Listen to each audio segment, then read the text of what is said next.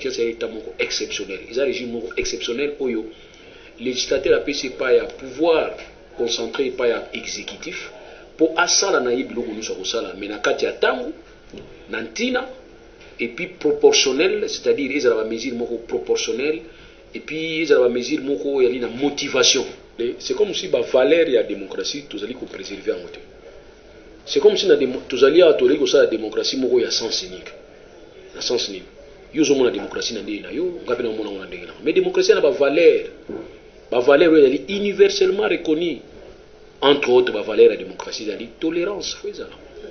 Et la tolérance, nous sommes obligés de faire des mécanismes. Olingi combine au pouvoir, nous sommes obligés de faire l'avenir se prépare. Non. Et ça, pendant 37 ans. Restauration et état de droit. État de droit, c'est volonté à parti politique. État de droit, c'est volonté à constituant. C'est-à-dire, moto a la constitution, bateau a la constitution. Balinga qui état de droit à instauré. État de droit est slogan.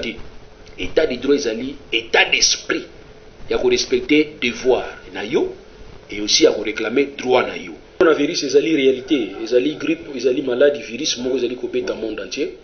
To kanisa qui a on calamité ba blague, mais ça blague était à partir du moment où toujours mona toujours ka ba sangopé que États-Unis azole la batu, France azole la batu, ba Italie, ba Espagne bazole la batu, Chine les la qui batu. Alors ça blague. Théâtre quand même ezaka na ba ebandeli na suka mais yo za théâtre te et puis théâtre ezaka mutu ata akoshi kokufa so i théâtre ici aolamuka mais yo bato bakokufa omba oki ba ekunda bango donc c'est que ça blague te tout ça là ko tusengi kosokola maboko di sensation ezala to fana na ndako soki musala makasi ezate bana mike to sagani lelo to lobite etika to bongisa to lokalisanga bayaya na biso bakolo bato a conseil oye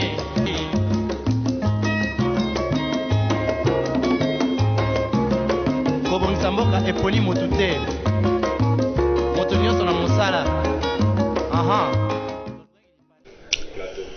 mbote na bino nyonso bozuli baku ya kolanda biso bilenge basi pe mibali baye nyonso bozwi suli baku ya kolanda biso topesi bino mbote mingi na magazine Jeune Action magazine oyo elobaka bongo na kombo ya bilenge mpona kotombolaka lokumu ya mboka na biso la République démocratique du Congo. Alors zala na ndako kobima pamba te soki ozali na eloko ya kosala te sokola maboko ntango nyonso ozwi occasion kosokola yango mpe zala na distance ya 1 mètre nyonso wana mpona koboya kaka propagation ya coronavirus. D'après information 307 cas déjà na République démocratique du Congo. Alors na ndela na bongo to yesu kokuta na maître Douli Butululu Obwebi azara bongo responsable ya azali mokambi ya jeunesse responsable na yende to mesana bongo ko yaka penza lombango soki toza penza na makanisi to pe mai to lingi alibo na biso pona biso bilenge nyonso me yambo to solo la maître Douli Mutululu to zona no rubrique na biso ya info de la jeunesse bongo to zonga pona ko sola elongo na maître.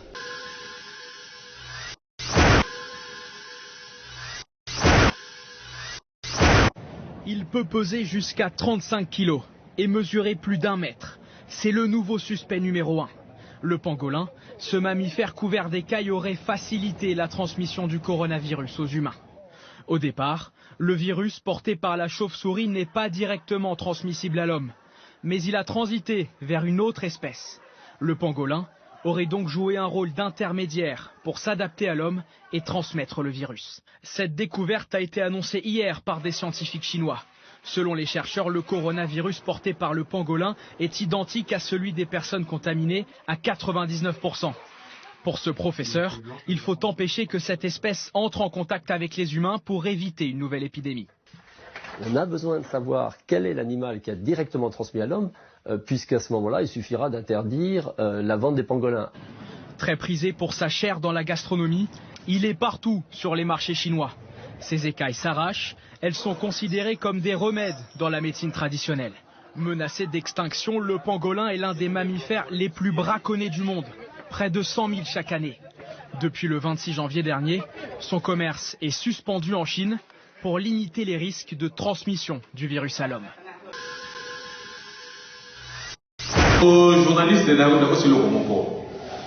Et l'homme, d'abord, pour votre information, Jean-Marc Kabound, vice-président de l'Assemblée, la personne que j'apprécie beaucoup. C'est un monsieur très honnête et puis très courageux. L'idée, on a voyez bien votre ami. Et l'homme a sauvé tout un peuple. Tant que vous conspirez contre les chefs de l'État, Jean-Marc Kabound, en tant que vice-président de l'Assemblée nationale, à Salakiti, il a été mis à côté. Donc tu vas comprendre que et c'est là qu'on va préparer qui a beau. Il dit que Jean-Marc a au côté de la conspiration de ma. Mais moi, ce qui m'intéresse dans tout ça, c'est quoi? Alexis Tamouemamba ne savait pas qu'à côté de lui, il y a un étudiant qui est plus intelligent que lui. Très intelligent d'abord, mon ami, collègue Alexis Tamouemamba. Et puis, la période où tout ça, la mort, tout ça, pour ça, aller contre Covid-19. Bon, que ça, la congrès, il y a jour, écoutez, millions de dollars. Bah, quand la poche, la bango. Misolo, et quand la banque, la bango. Bah, quand tu as la bango, le bâté. Jean-Marc Kabound, le vice-président de l'Assemblée nationale, a été transformé dans porte-parole à Félix Tshisekedi. Bon, quand vous avez Kabound a se transformé en FCC, pour le bagage de Paris. Alexis Tamouemamba, réaction à se transformer dans membre à FCC. Bon, le bien à côté pour la vie. Ce qui a Jean-Marc Kabound à se transformer dans porte-parole à IDPS pour le bien. Non, à se transformer en porte-parole à IDPS. Il y a Félix Tshisekedi. Jean-Marc Kabound a BBC Lokoyo et il a dit à Bobo Bada. Oh, il a sauvé le peuple congolais. Tu le vois, tu as la carte à Tourouma. Imagine-toi, n'arrive que Alexis Tamouemamba à cause de la présence de la Bissau. À table pour le encore. Mais il y a encore la carte de divagation.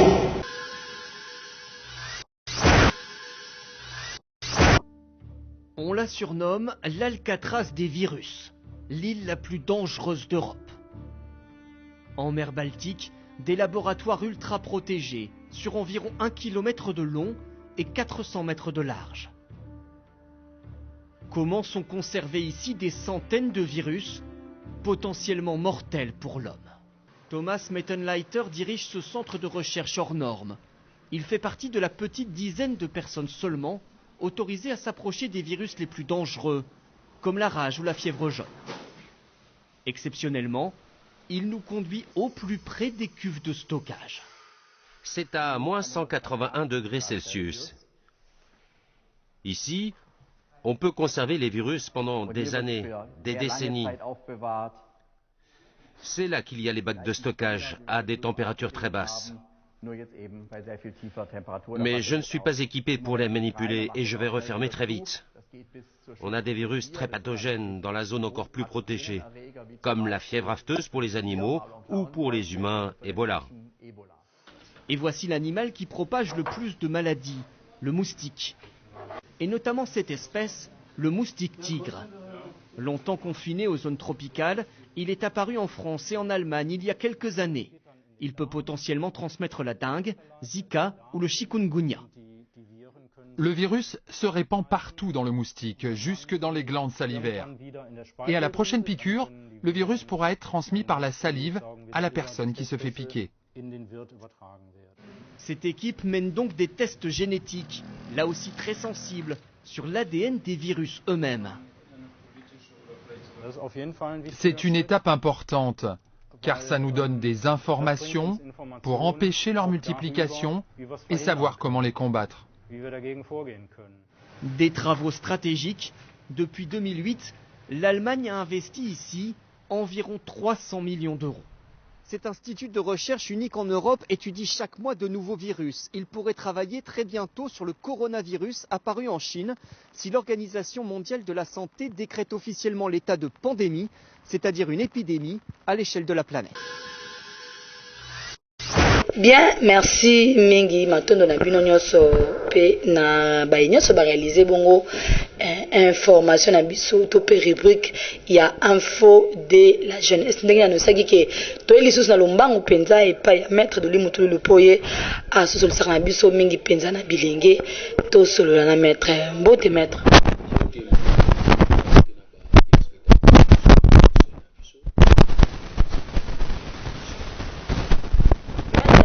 lombango penza po bilenge bayebaka ntango makanisi ezali soki ezalaka mpona mboka te mais soki bilenge baza mpenza baza concerné toyaka mpenza mbango koluka lisungi na bino toyeba etant que juriste état d'urgence eza nini mboka ina problème d'intégrité territoriale eza mboka ekomi na problème souveraineté na yango eza menacée mboka eza na problème interruption ya bon fonctionnement ya bainstitution esalami mboka eza na problème calamité catastrophe mboka eza na problème neti situation toza nango lelo ya crise mondiale ya crise sanitaire mondiale yango nde ezali période wana bapesaka ndingisa epai ya mokonzi ya mboka mpo ayeba kodécréter état d'urgence donc état d'urgence eza état moko exceptionnel eza régime moko exceptionnel oyo législateur apesi epai ya pouvoir concentré epai ya exécutif mpo asala na ye biloko nyonso akosala mais na kati ya ntango na ntina et puis proportionnel c'est-à-dire ezala bamesure moko proportionnel et puis ezala bamesure moko yali na motivation yango nde ezali na kati ya ntango wana tobengaka état d'urgence état d'urgence ndenge outi na koexplike biso maître ya mboto okota mpenza na mwa molai nani nde akoki kodéclare état d'urgence epe na ndenge nini état d'urgence ndenge nalobi ezali situation ya tobengaka cas de force majeure eza baimprévu eza basituation apesi pouvoir au regard à 85 epai ya chef de l'état mpona kodéclare yango donc chef de l'état nde akodéclare état d'urgence et akodéclare yango na concertation na premier ministre na le deux présidents ya bachambre tobengi président sénat na président assemblée bakosangana basali concertation après chef de l'état asali tobengi déclaration donc wana eza d'abord déclaration simple déclaration voilà simple déclaration voilà autant comme na simple na composé to bango na côté français wana ezalaka simple composé eza ndenge lobi wana processus mosusu so eyaka na nsima processus wana barenvoye biso na article 144 oyo renvoye biso lobi ke sénat nde ekosangana na sénat ekosangana assemblée nationale na sénat bakoya kosangana de plein droit c'est-à-dire soki état d'urgence eza déclaré eza soki tozela nani akobengana te de plein droit c'est-à-dire bakosangana na ndenge mibeko esengi basangana soki baza na session ordinaire bakontinue na baza eza kosangana soki baza na session baza na vacances balobi ke bakoconvoke nini session extraordinaire mpo basangana na ntina ete so olandi même l'article 145 si je m'abuse na ntina ete bayeba kokonstate mpo tozongi na article 119 olobaki non basala neti baverifie bamesure oyo gouvernement ekozwa na kati ya conseil des ministres mpo baadopte yango soki baadopte yango ezongi epai ya chef de l'état parce que nini bamesure oyo euti epai ya chef de l'état comme projet ezongi epai na ye adopté après chef d'état akosigné tobengi ordonnance présidentielle mpona kopromulguer. Donc vous allez remarquer ici deux concepts. Programmation par le chef de l'État, promulgation par le chef de l'État. Quand le chef d'État a programmé, il faut que le processus soit nécessairement pour permettre au Congrès et se réunir pour examiner le projet au gouvernement et permettre d'adopter. Après, ils ont un chef de l'État pour à promulguer pour qu'il y ait un niveau de cours constitutionnel. Pour cours constitutionnel, ce qui est adopté. Ce qui est promulgué et l'andamine constitutionnel. Souci à législateur ezalaki nini ya kotia bango nyonso bisika moko mpona ntina oyo ya état d'urgence pouvoir moko ezwa ningisa ya kosala ndenge ya lingi te toana bapouvoir misato pouvoir législatif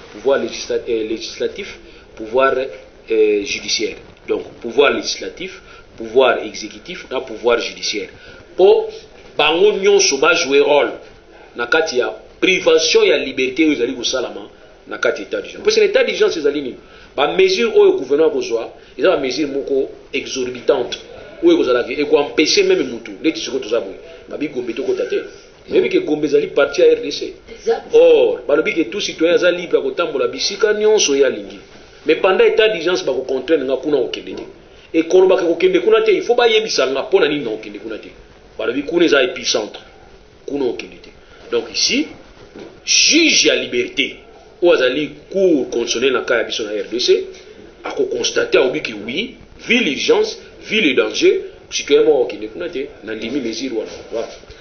Maître totikalaka moke na mwa likanisi wana est-ce que ozoloba nini na baoyo nyonso mpe bilenge bazokoloba ete bapropos ya Alexis Tambwe bazali bongo président ya Sénat lokola préparation bon nalingi mwana kota na kati ya bamonde politique te mais leo mwana azorepete bacongolais c'est comme si bavaleur ya démocratie tozali kopréserve yango te c'est comme si tozali awa toleki kosala démocratie moko ya sens unique na sens nini yo ozomona démocratie na ndenge na yo ngape na omona ngo na ndenge na mais démocratie na bavaleur oyo ezali universellement reconnu entre autres bavaleur ya démocratie ezali tolérance fo ezala et na tolérance wana tozali obligé te tozala makanisi moko nga na yo non parce que eza na baide yo na ide na ngo na ide na nga yo okanisika ide no yango etombola Congo ngape na kanisi ide na ngo etombola Congo mais na kati ya baide wana baide tobengaka universel ezali bavaleur oyo ezali universel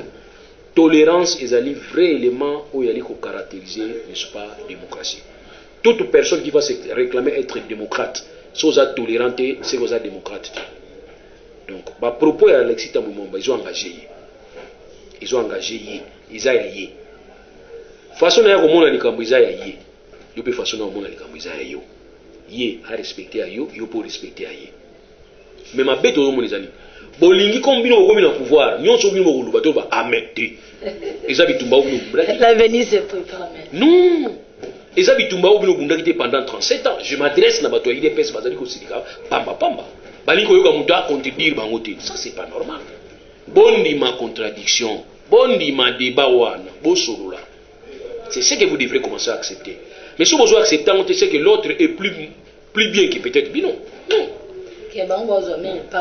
non tondima yango so baninga balobi ke d'état d'urgence yango mais soki vraiment asuka te bo baki oui vous en avez raison ou bien soit vous vous taisez bo se taire na bino mais o ekomi ke o te oza nini oza jaloux oza aigri oza neti nga muta mikolo abenga mutala muka na mutala muka te naza na nga mutala muka te mais nazo na otika na logique moko baki oui situation est difficile oui danger ça. Est-ce qu'il faudrait tout ça la barre belé? Non, il faudrait peut-être tout ça temps à me coucher, c'est vrai. Yonanga tozo bundela ndako tata tikela biso. Ndako ngo tozo bundela na kati tozo swana, moto bandi ko pela. Ngai na yo to yoka na tika moto pela na ngotie ko sila. Ezala ndengo na te. To bumana no moto après tozo ni ko bunda. Ya ona osenye pa na bango to buma moto. Comment moto ya nini? Pour reconnaître. C'est ce que l'autre a dit, la courtoisie institutionnelle. Tous en a facilité qu'on dit que oui. Bon, moi, rapidité, moi, erreur, moi, lapsus, mais tout tient à c'est. Tout qui est essentiel. C'est ça. Mais, bozo maneti, bozo ma victime. Neti bisonné to lingi binote. Nzoba to lingi de kineza na Congo. To lingi de to gagner contre coronavirus. Mais yo za pinga domaine wa. Le musuna sima makamwa soki bazongi mwa sima bandimi, le musumwa mbebeza na kati kuna te. Mbebe za kana ngokaka. Kolingate so za chauffeur tuti mutu moko obanda kokima kolingate so ko tuti mutu moko za chauffeur obanda kokima emsuna kokima otuta batu mususu liboso so la nanga telemana donc ndebo za nsenga bilu telema mais na moni ya ligue bo ki na uza ligue moko apprécier to et ko risquer que tous en la difficulté lobby parce que mutu zo linga ko humilier lelo emsu yende mutu fa signer papier na lobby net na kana biso il faut surtout tout ça la prorogation. Il faut prolonger l'état d'urgence pour ça. Bon, on a mis une question pour ça. Tout le monde ça. Parce que il faut saisir. Babi que pour prolonger, il faut saisir. Au saisir ni. Il faut reconnaître l'épisode au départ. Au saisir l'épisode. C'est ça un problème. Et on a vu qu'à un certain moment, il faut conseil interinstitutionnel les Arabes. Conseil, on est allé pour planir la divergence. Nous avons dit que l'existe. On a dit que Bendi Boufandi, oyo lobaki wana masolo ezala onde wana ti tiens na c'est tous les solutions parce que situation est bon ça va ok mais oui on l'a dit ça que non arrête de poser oui tout ça la constitution soit c'est tout ça c'est normal. Eza normal te wanzali maloba ya maître duli montulu po ya zapena na moi na côté ya mibeko kasi maître to lingaki pena ko éveiller conscience ya bilenge pour na moi solo ya muke pour na moi solo oyo aloba ki simba ki po eza pena ni kambo ya population mingi penza bilenge to na kati okoloba na moi mokuse nini maloba par rapport ya sujet oyo to ko expliquer siko na bilenge bazolanda nguna nungu bazo comprendre te moi likanti muke éveiller conscience ya bilenge. Na kosenge pa ya bato ba comprendre que na exposer des motifs ya constitution na biso c'est-à-dire misala o isala ki avant que to article 1 na article 229 ya constitution na biso masolo moko elika ki libuso masolo wana pe batika ki onka na masolo te ba komaki ya ngona kati ya papier to benga ngo exposer des motifs koyeba tina nini to sali constitution koyeba makanisi na biso ezali nini na kati ya makanisi wana bokotala o to bengi préoccupation majeure ya nani ya constitution c'est-à-dire o asala ki mibeko ya kanisa ki nini na kusala ka mibeko na kusala ka mibeko oyo balubi boy depuis 1960 ba divergence est trop na ba divergence lukaki ba guerre lukaki ba problème belé ba rébellion mais ba congolais ba sangana ki na kati ya Sun City pour ba décider loko moko na ko kanisa ka ko décider wana bazalaki na ba préoccupation ezalaki ko animer bango. Première préoccupation ezali assurer l'harmonie institutionnelle. Pour assurer l'harmonie institutionnelle et ngolo bani botia ko yokana na kati ya ba institution so ili kamwe ezali ko panza bino boleka mingi na ba télévision te boleka mingi na public te mais bo fanda entre bino na bino aussi ça. Première préoccupation. Deuxième préoccupation ezali ko éviter ba conflit. Donc so besoin na harmonie conflit voyate wana deuxième préoccupation bo éviter ba conflit mais au moins on n'a pas na biso ba conflit ça trop bazali ko créer ba conflit ba institution nyonso na kolongola mutu te. Troisième ezali instauration ya état de droit. État de droit ezali volonté à parti politique moko te. État de droit ezali volonté ya constituant. C'est-à-dire moto asala ki constitution bato basala ki constitution balinga ki état de droit ezala instauré. État de droit ezali slogan te. État de droit ezali état d'esprit ya ko respecter devoir na yo et aussi ya ko réclamer droit na yo.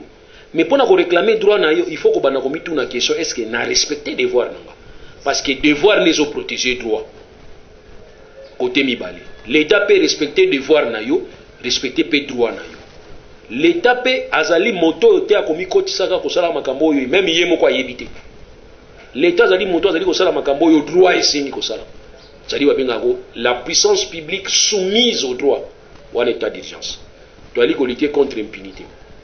Pour lutter contre l'impunité zalini. Pour lutter contre makambo ko yibaka mbongo ni to omona mikolo yo wana ça va déjà. To kanza ba to mususu ata asani mabebo ya okanga ye ezati. Lelo to zali contre yango. Préoccupation majeure pe à législateur yali to lutter contre l'impunité. Et yali aussi to bengi bonne gouvernance. To assurer bonne gouvernance. Transparence ezala. Ba tuniyo. Papa to pesa ki mbongo tonga bandako. Mbongo wana bandako itonga miti mbongo eza wapi kosidika te kene koloba mbongo eza wapi yango pe ezali bonne gouvernance mususu ezali alternance démocratique pour se rappeler les pas ya ndeko na biso vie na biso mende na biso ki na conscience ba komaka place numéro ba komaka ba alternance te to bisaki mende fongola exposer des motifs autal eza ba préoccupation ya législateur. Or préoccupation législateur comme on dirait principe auto respecter ya on lobi et pas ya batuke to respecter principe nini oyo kosangisa biso to tika kochaka ba bruit inutile na bandeko na biso bazali ko diriger lelo na iso yebisa bino oyo esalami boye moyen esala manano avant ezati même na monde entier ezolekela bango États-Unis azolela France azolela bango oyo bazalaki prêt bitokanisaka bazalaka ba grande puissance ba pusana na pembe na nzambe bazolela biso kutu ba oyo akala nzete akokauka ya mobeso ezolela biso banzete akokauka. Alors biso banzeta okauka to wana ba principe to so tia déjà mais principe wana moya ko landa ba détail mususu em suna ntango oyo ezate parce que tango lo lobi ke déclaration ya chef de l'état tango article 144 lobi ke assemblée na sénat ko se réunir de plein droit muto apekisa ibino se réunir sima ya déclaration ya chef de l'état nazo mona eta nazo mona nga yete pour ani bino se réunir sa yete bozeli mikolo leke bele après to le garantie to bi ke non wana ezali malamu te tu as besoin de mais bah où bazo diriger comme qui ça to yiki ba langage na bino ça ba langage moko ya triomphalisme mais awa ezalia soki biso to raté ko sambisa bino histoire ko sambisa bino ya un montant on question est-ce que piège moi na simate piège ezali soutien pas chef de l'état balobi haute trahison violation intentionnelle de la constitution alors kotika la libanda na bisano ya kobundaka pona ko violer constitution jama na muté zwa baninga mususu bo violer na bango ensemble et là to sala ki na Sun City yango to zaki na constitution na biso déjà mais to yo sanga na Sun City to violer na biso to yo kali to violer ya kala to boaki ya kala to sali ya biso ya sika pona nini po etia kimia to zwa kimia non parce que ce côté la constitution oyo Kabila asala ki nango oyo basala ki na bango avant wana so constitution na bango wana basala ki avant wana oyo ba to violer ya monte mais to violer ngo ndeni to violer ngo pona nécessité to tia kimia po to monique constitution oyo Kabila salela ki ye moko na tango 18 ans wana so ya combien de temps wana et répondaki na ba aspiration na biso nyoso te yango to kindaki na Sun City c'est-à-dire balobaka dans le néant un droit peut apparaître yango moni dans le néant tant to kindaki na Afrique du Sud et lo ezalaki te mais to bimisi droit ngo yango to zolobela lelo donc pona kolobaki nyonso ne senga bato baza bisika moko kusangana Maître Kosanga tozokoma pena mwa musika ya masolo mais nini ezali à la base d'après yo ndongo zomona mwa musique po yo ya ozala mwa misumula ya komona makambo ngwa mibeko nini penezo sala penza mwa nungu esala ke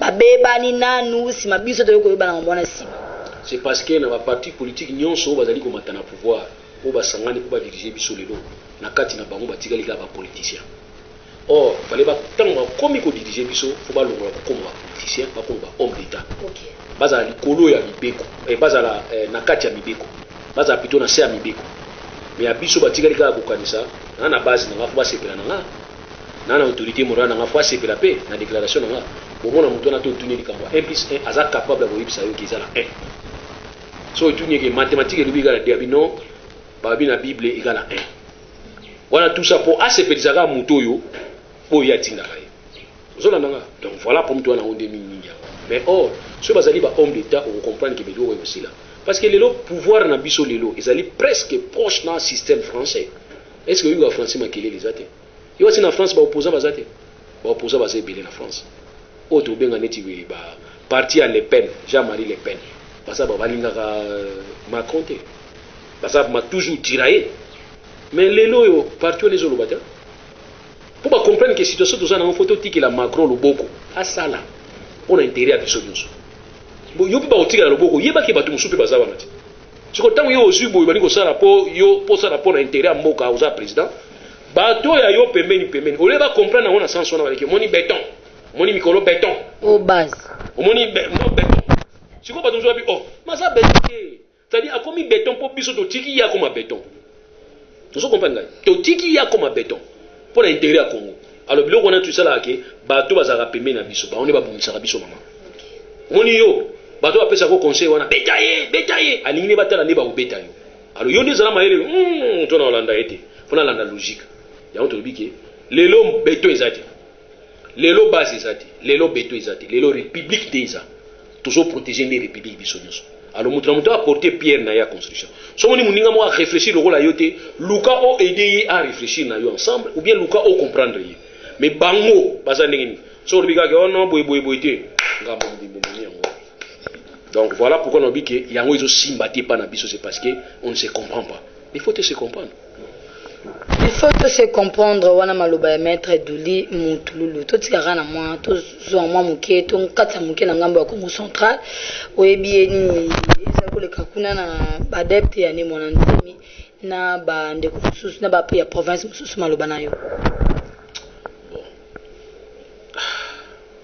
ça fait likambo oyo eza likambo ezodéranger biso makasi ezodéranger biso parce que mama biso parlera mingi mpona intérêt ya bato nyonso tu parles pour l'intérêt de l'individu. Je suis vraiment désolé. Il faut que comprendre. Tout ce qui est intérêt national et tout ce qui est intérêt provincial. Voilà, position de Bissou Angono. Mais où est-ce que vous avez pour bazoa nini, je ne sais pas quoi, madame, n'a accompagné Batou Anate. Je suis vraiment désolé à Rolobango. Le gars, il y a une revendication à Bango. La deuxième revendication peut être facile à comprendre. Oh, ce que vous avez revendiqué par Moulima. Je peux comprendre. Je peux comprendre. Facilement, je peux comprendre. Ah, Moutasala qui a besoin de Molimana. Je dis bien, je peux comprendre. Okoki. Na koki ko comprendre Moutouana. Mais ce Moutalobi qui est première revendication, ba o nyoso baza ba Congo te bafana na Congo central ba bima. Ata yo moko mama. Na ebite soki nga il faut na comprendre ngo. O to fandi ya Kinshasa te. Kinshasa ezanga. Ezanga ta. Quand on est dans Kinshasa na capitale, il y a ba Congo muso s'installer. Net exemple la Conde ville à Kikanda. Boyibiga azali sénateur, on est suite il a sénateur, aza Muyombe. Mais abimi sénateur wapi? Abimi sénateur na est. Na éviter surtout se comprendre. Qu'il y a des valeurs oyo soko bimi libanda tango bali ko expliquer bato abetelo maboko. Miniti o wana ngana latango na bana obaki ono aleba o baza ba Congo te ba mana Congo central. Bo batini ngana poto kene ko défendre ngo. Monte ba osekanga. Maman. Place ngana zango. Mais là on a aussi pas ba Congo ba comprendre. Nous avons intérêt à péser tout ce qui est important aux valeurs. Nous avons intérêt à défendre les valeurs. Mais tout défendre Babilo Kouanati. Il y a quoi appartenir. Madame, problème autre à niveau Mwanda ya Mwanda. Je suis de Mwanda. Mais est-ce que vous voyez que même dans Mwanda, tu as BDK Baza. Dans Mwanda, tu as BDK Baza dans Mwanda. Et une forte communauté à BDK dans Mwanda. Oui, bien. Mais so la ni bango nyonso bango ba manianga ba tonzela machine baza na monde. Moi pour mes na monde. Ngana décrire kango. Il y a un problème na niveau monde o ba to mwanda ba botami na mwanda. O baza trois communautés kuna. Ba woyo, ba solongo na ba kongo nzela boma. Ba ngonde ba kolo mwanda. Ba vuliti. Ba ngonde ba kolo mwanda. Obeke batu mususu na ba nini ba discours xénophobe wana. Ba bani. Ba lobiki ono so ya mwana mwanda te abima. Vous comprenez? Vous comprenez? Alors, si le discours wana et bani ko se développer dans ba territoire. Donc, les loyo, atato bengani ba onu soza ba Congo te na Congo central ba bima. Yeba ki na ba territoire na biso, ba ko bengana ba tunu soza ba territoire te. Vous comprenez? Vous comprenez mais ça pour ça bilenge ne ba. Non, voilà, est-ce que bango ba so comprendre? Donc ça dit neto za boté au kakala. Soki les autres continue na logique ya ba to balingi ba Congo ba bengana ba ekolo mususu na niveau Congo central. To bengani bango Bangala, Baluba, Baswahili, Banani, Babini na Congo central. Biso tikali biso na Congo central. Oui, promis na Congo central, lelo nanu moni yango teka. Po biso tozo mona ngo déjà. Ko ba ki boke ba danger muso yango. Donc même Congo central peut otikala moko te. Toza pe ya kopanzana. Parce que batu baza na niveau ya Mwanda. Na parler place onga na yebi. Bato babota na niveau ya Mwanda. Oyo baza ba oyo, ba solongo. Ba Congo nzela boma. Balobaka boye bayombe babima na Mwanda. Balobaka boye bato anzela machine babima na Mwanda. Babenga bango bangizila. Donc ce dossier combat ya kobenga na bikolo mususu na Congo central, tala combat mususu ya biso yango. Vous comprenez? Bato pe bako bakolo boma pe balobaka ba o baza bana baboma pa dete babima. Bana mateli pe balobaka ba o baza bana batali te babima. Après donc les qu'on a comme na village. Oza muta village ote bima. Après donc on a niveau bandako, oza muta ndako ote bima. Ozo mona comme ça. Donc ça doit ça les côté. Tozo armée diable. Toute solidarité, toute harmonie, unité nationale. Mais soki kama olobele yali, bo lobela ngona ni mwa mayele. Souci na binu zani, souci na bango. Nazo rapporter ngote nazo kanisa. Souci na bango yani. Na ba poste à responsabilité. Semble-t-il ba Congo bazate. Maman, yango balubaka. Na ba compagnie monsieur za basé na niveau Congo central. O ba tia bangala ba tia baluba. Mais est-ce que boso sala tour na ba ikolo musupu tala so ba Congo ba osala kuna. Boso sala tour déjà. Faut boso la paix tour. Boki la paix ba province musupu tala ba Congo musani ba osala kuna. Même so ba Congo za mieux installé que bangala ba za installé na niveau Congo central. C'est aussi un problème. Voilà problème na bango yango. Autre problème on a pas na résoudre yango. Ezani. Tout ça la fichier. Maman, vous comprenez? Fichier. Nous avons bien. Bon, ça la fichier. Tous les Bakongo. Voilà la solution pour la lutter. Tous les Bakongo fichier. On travaille dans le secteur. Mukongo o yaza makasi na droit buchia. Mukongo o yaza makasi na économie buchia. Mukongo yaza makasi ya banani buchia. Mukongo yaza nakati. OK. Vous suivez non? Comme ça, nous devons voir par rapport à ce qu'il est. Et ce qu'il a. Pas ce qu'il est, mais ce qu'il a. Comme expertise. Donc parce que ça mon Congo, maman na joyeux na tia na poste na okumba avion. Posa mon Congo. Non, mais il y a Goloba, mais attends. Non, tu peux dire exemple, non? Donc, si on a le but, on a le but à Goloba, soit tu as un sabbat. Non, madame, Posa mon Congo, tu tiens au Kaka, allez. Zalawana, avion en haut, il y a Congo central, Yokumbaka. Et c'est ça, ça en est. Mais quand vous commencez à vous plaindre, moi je vais commencer à m'étonner de vous. Vous voyez que la province à Congo central, vous avez dit, c'est mon Congo. Vice Naï, mon Congo. Président de l'Assemblée provinciale, mon Congo. Vous comprenez? Mais si vous avez un service, vous avez un école, vous avez un patron, vous avez un général Kasson, vous avez un Gentini. Oh non, j'ai réussi l'ordre de mes hiérarchies. Si vous avez une hiérarchie, Gentini a répondu à Guinée. Hiérarchie ici, c'est moi. Vous voyez que mon Congo est gouverneur. Donc si mon Congo est gouverneur, vous n'avez rien pour le Congo. Et comme pour moi, madame, vous avez ngai pa nanga mbia nga ezui yo en tout cas limbisanga ya moto ya ka bilenge ba nga ezui mais ba sosola pe ba comprendre ndenge ba ko ve conscience ya bilenge message ni ko pesa na ne mon nsemi wazali bundu dia mayala wana vie message ezaka moko pesa vie deuxième préoccupation na yo en tout cas faut total lango via za besoin ba emolima na ye et par là vie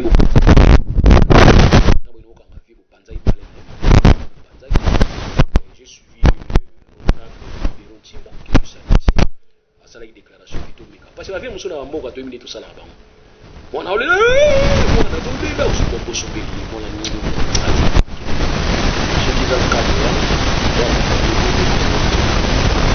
et puis botala dans la mesure du possible comment vieux le nganko il peut appeler cette information moko il parité ba yokana ki ba luka place pa chaye vifa za ka kalbo zelati wadno so ba zelati est-ce ba mandataire ba ti ba déjà ah voilà, vie faut avoir calme. Vie, yo donne moi chance. Aux gens moi poste nous déjà en vie.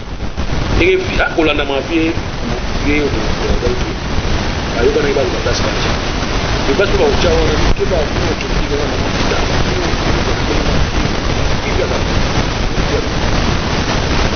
Premier défi.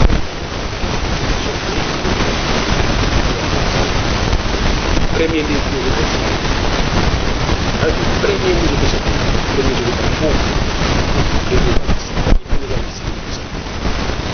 ande kuno mushuba Kongo mushuba bala ande kuno ba Kongo ba niesi na bala to ba niesi na mushuba bala ba ngona niveau Kongo central sikoyo niesi na yo vie niesi na yo ya Mkongo ya neko abala muluba baboti bana 5 siko biso de nito bingana baluba beau frère ki maboko pamba bien beau frère to katana bana ndamu baki ndamu biso tika na ndamu nteke izo simbate vieux Luka au reprendre raison au Yéba.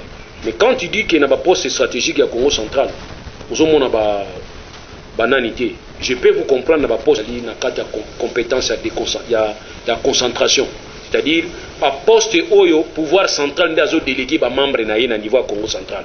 Pouvoir central aussi il faut tenir compte à moins équilibré moko. Ça je peux dire ça dans ce sens-là. Donc la concentration va dire que le pouvoir concentré ça veut dire que pouvoir central atie ba service concentré na ye na niveau ba province ou bazo sala na niveau ba province ou bazali ko échapper na pouvoir ya descente ya pouvoir provincial oui neti ba chef mususu wa utana Kinshasa nomination mususu utana Kin neti to exemple ni to zo directeur ya DGDA na Congo central ce n'est pas les provinces ce n'est pas gouverneur la province mutakonomé donc nomination ne utana Kin koto mais ata bino moko bango balobiki partout bozo tchaka bato ya bino yango pe bango ba to boka moki to pia bango raison te to che équilibre wana na sengi na ngati na ndinga boli to bango parce que wako ba do penga na ba neko ba non neko wana na sopa mais ko ba ke no to tchamo équilibre ko tenir compte de la force c'est bien mettre en milieu à RV je peux comprendre que la RV de jeu de c'était pour la radio ouais mais il est souci ça va pas de souci mais pas souci ah on a moi je peux pas comprendre comment c'est un souci où ils ont la moindre na opesa ngana zolo na oboya ti na obanga ti na oba vérité yo bangana comment c'est qu'on a société neti ndenge wana ke otali organigramme nango bongo bango basaka bazoba on a quand même maman ça normal te hôtel niveau à Perencorep ba société oyo exploitation na kuna Mo avantage moko mukete. Mais au moins oyo mutu akoto. Nga za tribaliste te. Mais naza mutu mona ningi équilibre ezala. Comme ça topé ça passage te pas ba extrémiste ba boma batu. Pona ko bingana batu baza ba Congo te. Wana nga na ko soutenir amote. Mais tout tient équilibre. So to tient équilibre moni ko zala bien. Lelo na niveau ba kasa banini ba katanga kuna c'est pas comme ça. Ay to ki tuzonga. Oze comme surtout bomba na te. Mais oui. Côté kuna izande ngwana te. Bino banga ko lobo. Zo pesa ngo explication ne mususu. Tala bo benga na ba Congolais ti bazana na Congo central te. Ba Congolais lokola biso. Bino ne boy ba kusala revendication na bino. Bolo ba nini o bino bulingi. Mais bino o bino lingi boko ba tika no wana te wana. On est là qui message ya leader ya Bundu dia Mayala ne mon ancien mais pas il y a maître Douli Mutulu azali responsable ya jeunesse responsable ça ben on ta bon maître to comme na suka to comme na suka message sensibilisation na bilenge pe na population pour na makambo matali bongo coronavirus COVID-19. Bon, coronavirus ezali réalité, ezali grippe, ezali maladie virus moko ezali kobeta monde entier. Tokanisa ki yango kala neti ba blague, mais za blague te à partir du moment où tozomona tozoyoka basango pe ki États-Unis azolela batu, France azolela batu, ba Italie, ba Espagne bazolela batu, Chine alelaki batu. Alors eza blague te. Hein? Théâtre quand même ezaka na ba ebandeli na suka. Mais eza théâtre te. Puis théâtre ezaka mutu ata akoshi kokufa, so théâtre ici aolamuka. Mais o batu ba okufa mba oki ba ekunda bango. Donc c'est eza blague te. Tout ça là où tout signe sur la maboko distanciation ezala to fana na ndako soki musala makasi ezate ko fana na ndako pesa moi problème mama parce que contexte tout ça na lelo ya crise tout ça na avant biso crise biso akala na crise to mesa na crise ya biso bien qu'ils en aient mais en tout cas on n'a pas le choix entre ko se confiner na ndako na ko se confiner na cimetière il faut tout ça la choix voilà. Bah confinement passé par les ala qui tout ya Gombe les tout ya limité lire en monde. Regarde, ce qui est vrai, nous devons comprendre que force à propagation ya maladie virus par rapport à ba pays mususu ndenge bazo atteindre ba pic na bango ba facilité ils ont ndenge mona RDC ils appellent ndenge mona Afrique. Alors nous avons déjà nos propres problèmes avant. Il était question tout à l'heure toujours être dans le spectacle. Et mesure moko makasi yeko bakisa na biloko ya masque. Or la masque au départ batiaki pe confusion. Baka bango mo bazo gérer confusion.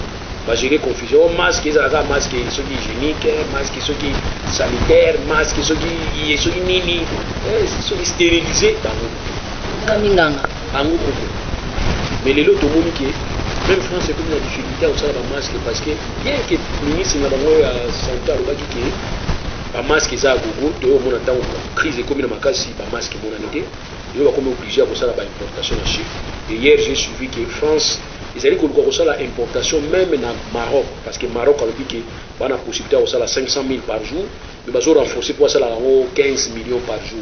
France a dit aussi déjà que si vous avez 15 millions de la peine il en a besoin. Qu'est-ce qui est important ici? Il y a quoi ça la toute vérité. Na poto la société mingi ça la makambo susu et continue makambo ça la ba eau alcoolisée. Asala masanga mais lelo yo akomi osala eau alcoolisée société na ye ningo kufa asala ba chloroquine abandi soko osala ba chloroquine na financement à l'état ba société na poto textile bani ba oza ba tenet ba Tex Africa na bango banini ba industrie textile na bango comprendre que industrie wana ebandi olie sala maputa ebandi kosala siko ba kashi. Mais les bossos sont pas cachés dans ma poute simbate balinga nini donc il y a au somba ya bango mais comme ce nombre est belé à somba ça moké pas de baser belé les lois ils sont vérité bosso mata ma poute bunja les lois ils ont exactement poute ça mon pépé ma poute ça avantage ma poute ezali ki ola tian rolonga bosso rolonga on repasser à olati lisusu boya bango soko longo il faut boire ko boaka wana mo ko boaka na mo sokola ka ezali pourquoi vous êtes sur moi avant? Vous avez un pisco, c'est pas battu, vous dérangez pas. Donc les loyaux, bah ils Tex Africa na biso, bon là. Les loyaux Maroc aux Zambon, Maroc, à se spécialiser au sabre masque, à zotini la paix France par au sol. Donc biso peut profiter. Madame, boye bangoli. Après crise, citoyens nyonso, oazali prudent. To pays nyonso, oazali prudent. profiter de la crise. Après crise. L'Europe s'est développée après crise. Donc, un plan marchand. L'Europe s'est développée après crise, Deuxième Guerre mondiale. Biso peut se développer après crise, mais doit distrait. Doit très distrait. Il texte africain ça. Ma viscose soit viscose, il y a un bisou. Il y a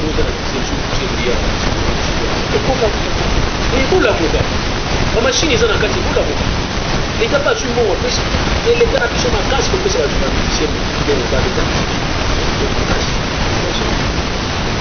moi, c'est les mouvements qui arrivent, vous avez l'orchestre, vous avez l'orchestre. On a des campagnes, avec l'orchestre, l'orchestre, c'est les caché 20 000, 15 000, 30 000. Vous devez l'observer ici. Pour révolutionner un autre pays dans le compte. Vous avez fait sa autorisation.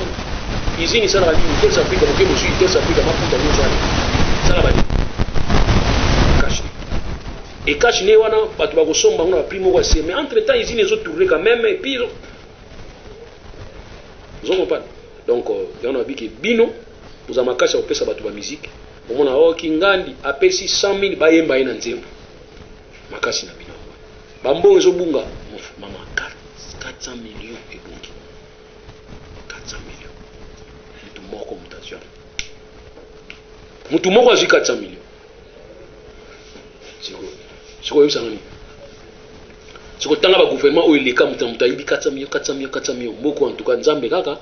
Mais tout ce qu'il y a là, mais Nzambe depuis tango ya Léopold 1885 Belge en 1908 kina 1960 Mout nani kasabu pela période de la discrétion Mout donc on peut dire que ya raté Nzambe mtabati la biso mais les lots to souffrir ni to souffrir les ambo photos à la vrai les lots confirmés à Gombe centre d'activité de chasse à Gombe, de l'Okin et ça paralysé. Les bateaux font la Gombe, bateaux kanga, peut-être de liberté de Balobiwana. N'importe où bateaux kanisa à cause des confinés. Na Danemark, bana bateaux en classe. Mais malade déjà comme. Na France, bateaux ont les 3 mai, ceux qui ont le 11 mai, ceux qui n'ont bateaux ont ça déjà des confinements partiels, graduellement. Et biso awa, bateaux kanisa surtout bloqués sur côté. Bon, Nzambe ga battre. Sinon c'est fini. Choix exacté. Tokomi na suka ya magasin en action bande ko batali. Soki to yaki super mettre de lui mutululu pour comprendre que to yaka na ntina nyoso po to zara tolinga batu bazala patriote baloba pona ko éveiller conscience ya bilenge ndenge moko mettre de lui mutululu éveiller conscience na biso bilenge pourquoi pas na mboka na biso na loba bundaka pona kolura otombo lokumu pe benele ya mboka na biso la République démocratique du Congo bongo to yaka lolenge to yesu so pas mettre pona otombola yango ensemble to lobaka ke l'avenir se prépare zala patriote linga mboka na yo sanga te na koyeba ete l'avenir se prépare bima ndako te soki oza loka kosala te garder distance ya 1 mètre bomba monoko na yo si faut bomba yango ndenge mettre otiko ba atana liputa bomba yango et boya penza maboko ya mbote nyoso na pona kubuya kaka propagation ya coronavirus tokutani mbala sima bana mike tosangani lelo tolobite etika tobongisa tolukalisanga bayaya na biso bakolo bato a conseil oye